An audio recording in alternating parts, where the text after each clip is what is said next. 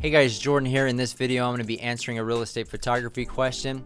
And that is it fair use to use pro, sports, or movie stills on blank TV screens for residential real estate photography?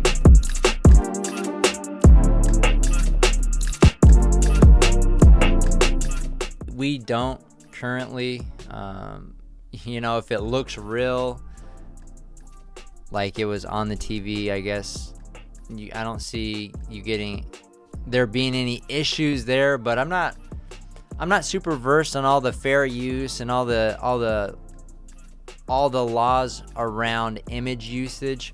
But I would say what we like to do oftentimes is to help sell the property in the screens, right? So you don't have to necessarily put a Disney or whatever on the screen. You can put, what we do a lot of times is if there's some nice aerial photos, we'll put those in the screens, or we'll put a nice front shot of the property in the screens where they're not distracted by what's on the screen in the photo, but they're kind of getting exposed to more, a nicer shot within the property. And I think that turns out, obviously it's not realistic, right? So if somebody's looking for, I want to see a realistic screen, yeah, you're going to have to look for some other options. But, we haven't had any complaints to my knowledge of people not liking pictures of the house that we're selling in the screen. So I think that's probably a better route to go versus sports or movies,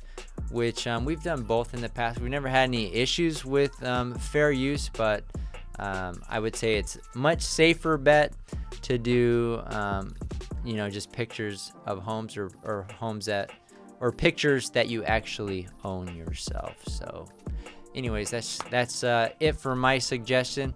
If you're interested in learning more about the real estate photography business, you can check out our free workshop. The link is in the description below. That's going to do it for this one. Reach out if you have any questions. We'll see you guys on the next one.